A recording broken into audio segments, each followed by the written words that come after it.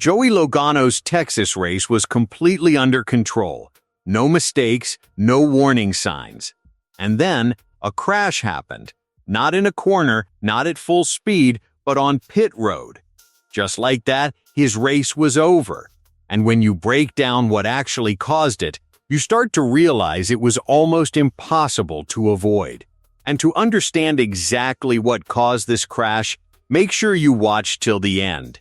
If you want simple, clear NASCAR breakdowns like this, make sure you subscribe to NASCAR Nation News. We're on the road to 1,000 subscribers, and every single one helps us grow.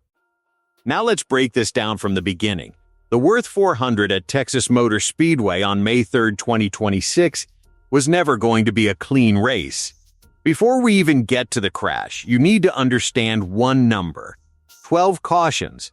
That's how many yellow flags came out during this race. And that number changes everything. Because every single time a caution came out, the entire field came down pit road together. That means 30 to 40 cars, all entering a tight lane, all trying to hit their pit boxes at the same time. It turns pit road into controlled chaos.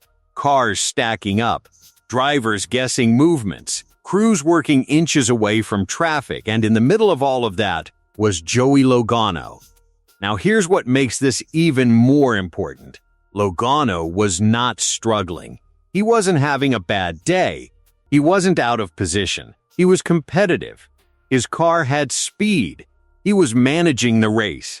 He was exactly where he needed to be. And that's what makes what happened next so brutal.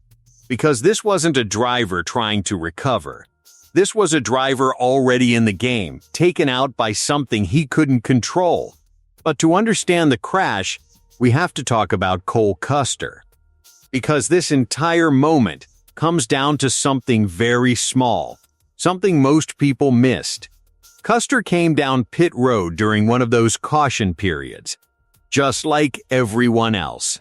And just like everyone else, he was trying to hit his stall cleanly without contact. But pit road at Texas isn't wide. When the full field enters together, space disappears fast. Now picture this. Custer is moving into position, and suddenly, the number 24 car pulls out of its pit box right in front of him. Not aggressively, not dangerously, just enough to force a reaction. So Custer does the only thing he can do. He slows down, not a panic stop, not a lockup, just a slight slowdown to avoid contact. A completely normal move in a completely crowded situation. But right behind him was Joey Logano. And that's where everything breaks. The field was still packed together. Cars hadn't spread out yet. Logano was coming down pit road expecting flow, but instead, he got traffic. Custer slows slightly for the 24. Logano doesn't have enough time to react. And then, impact. The front of the 22 car slams into the rear of Custer. Hard. And instantly, the damage is done. Logano's car loses the entire left front. The nose is destroyed. Custer's car takes heavy damage to the right rear. Both cars out of the race. Just like that. Two drivers who had nothing to do with earlier chaos are suddenly done for the day, in less than 2 seconds.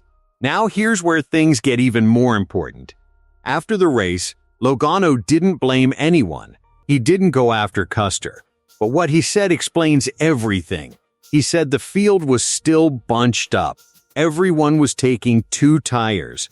And they hadn't cleared traffic yet. That's the key. They hadn't cleared traffic. Meaning cars were still stacked together, still reacting to each other, still guessing movement. So when Custer slowed down, there was no clear warning, no time, no space. Logano also mentioned the moment before the crash. The near miss with the 24, that single move, created a chain reaction. And by the time it reached Logano, it was too late. And then he said something that really stands out.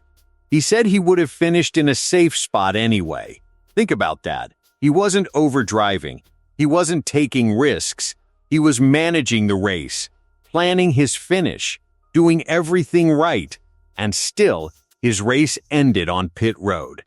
That's the reality of NASCAR under caution, especially in a race like this. Because those 12 cautions, they didn't just slow the race down, they increased risk. Every caution meant another crowded pit stop, another chance for traffic, another moment where one small move could end someone's day. And that's exactly what happened here. Now zoom out for a second. This race was already chaotic. Eric Jones had taken stage 1. Chase Elliott made a strong push in stage 2 with strategy. Other drivers, like Christopher Bell, were already out of contention. So by the time Logano's crash happened, multiple strong cars were already gone, and then another one joined them. NASCAR reviewed the incident after the crash. They looked at everything, and in the end, no penalties were issued. That tells you everything. This wasn't reckless driving. This wasn't avoidable in a clear way. This was a racing situation. A tight, crowded, high-pressure moment where the margin for error was almost zero. And that brings us back to the bigger picture. This wasn't just one bad race. This was a setback. Because in NASCAR, every DNF matters. Points matter. Track position matters. Playoff positioning matters. And Logano didn't lose this race because of speed. He lost it because of timing, because of traffic, because of one slowdown. That triggered everything. There's a version of this race where Logano finishes top 15, maybe even better. But instead, he's out before lap 108, watching from the garage, because of a pit road crash under caution. And that's what makes this so frustrating. He did everything right. He stayed clean. He stayed patient. He stayed in position. But in NASCAR, that doesn't always protect you. Because sometimes, the math just doesn't work. Too many cars, not enough space. Too many reactions, not enough time. And at Texas, that math caught up to him. Custer had to avoid the 24. Logano couldn't slow down fast enough. And in one instant, 2 races were over. No penalties, no blame, just consequences. So here's the final takeaway. Joey Logano came to Texas with a fast car, a solid plan, and a real chance to score points. He managed the chaos. He stayed in control. He put himself in position. And then, lap 94 happened. One slowdown, one reaction, one hit, and it was over. That's why this isn't just a crash. It's a reminder. In NASCAR, you can do everything right and still lose everything before the finish line even matters. That's the brutal reality.